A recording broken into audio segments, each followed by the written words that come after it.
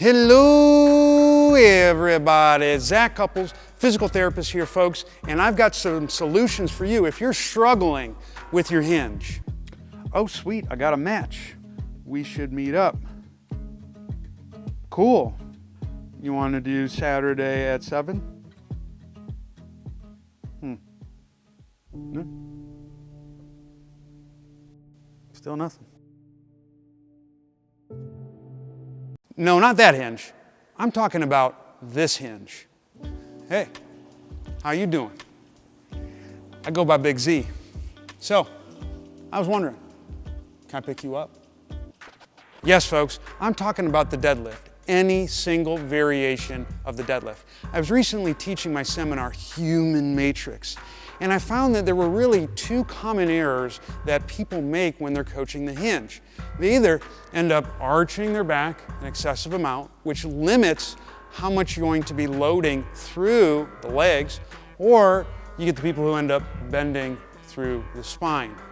Neither of those things are desirable. But what if I told you that if you focused on 3 keys when you're performing any type of deadlift or hinge variation, you could ensure that you're gonna get most of the workload through your legs, you're gonna minimize any potential strain on your back, and you're gonna get the most out of this awesome exercise, or cluster of exercises, I should say. Would you be down for it? Well, that's what I'm gonna show you in today's video. Let's go ahead and we'll hop over to the fitness floor at Elevate to check out those 3 keys. Now, in order to effectively deadlift, we have to think about the goal of this activity. And the goal of this activity is to ensure that we load the back of the legs. And the way we're gonna load the back of the legs is making sure that our hips travel backwards as we're performing the deadlift. That's really the key. And it's when the hips do not travel backwards that most people screw it up.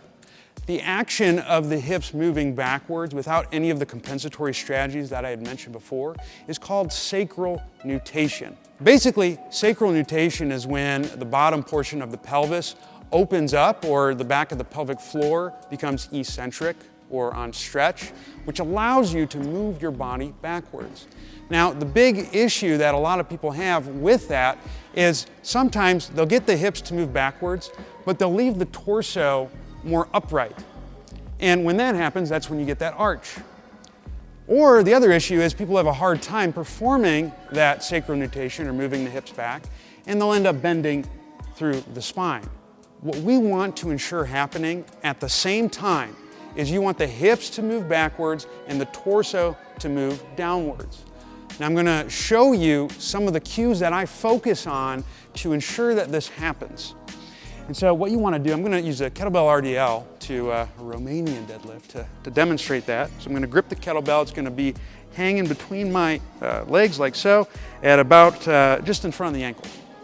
The first thing you wanna do, seems counterintuitive, but you wanna unlock your knees. Wait a minute, isn't that gonna make that a little squatty? No. Here's why I'm gonna show you why I unlock the knees. Here's what I want you to do.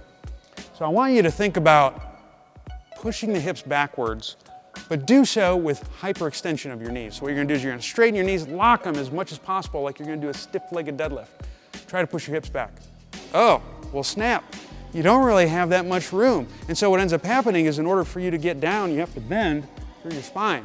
So now I'm not gonna be loading the back of the hips as effectively as I could. Conversely, if you unlock the knees, try the same thing. Oh wow, I got so much more motion to push my hips back. So we wanna make sure that the knees are unlocked as I'm doing the RDL, and you wanna push the hips back and keep the knees bent at that amount. That's the first thing. The next thing is we want to ensure that hips go back and torso folds down at the same time.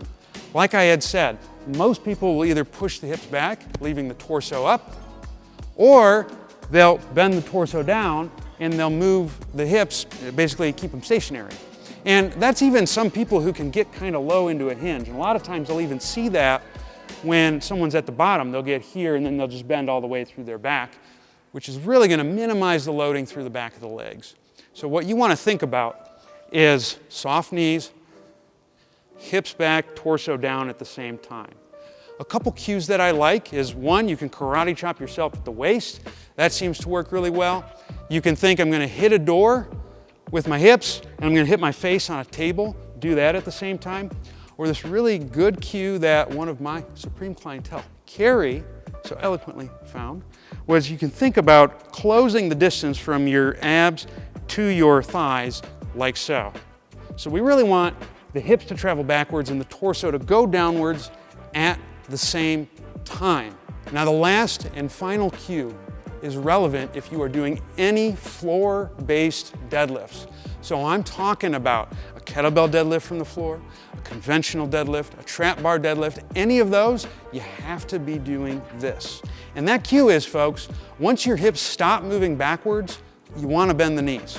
So what I mean by that is when I do my first two cues, which are huge, unlock the knees, hips back, torso down, I can only push my hips back about that far.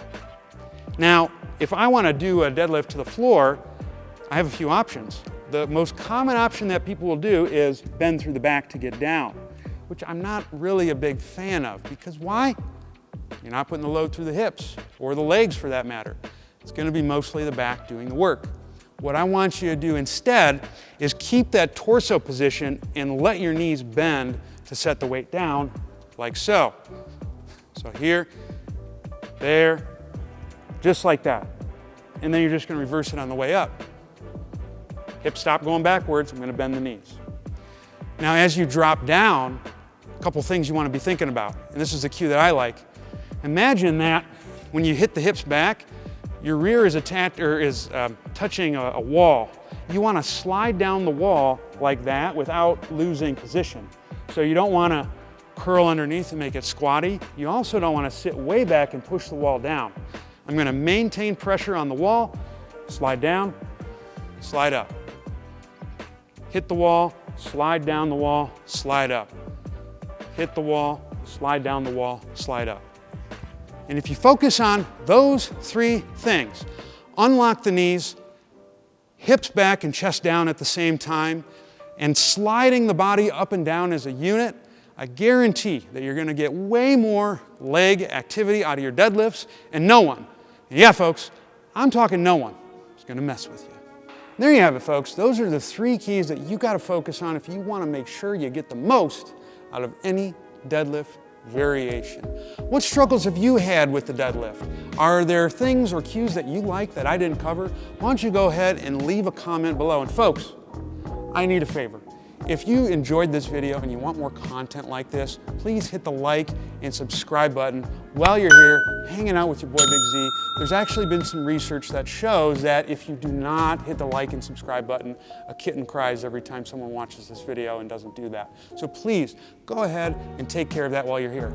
If you want to learn more, go ahead and check me out at zachcouples.com. There you'll get access to blogs that are associated with content like this and a bunch more. Otherwise, thank you so much for tuning in. You've been an incredible, outstanding audience, and I hope that you keep it real but not to the extent where things go wrong. Stay hungry, stay learning, stay moving, and I'll see you next time. Deuces.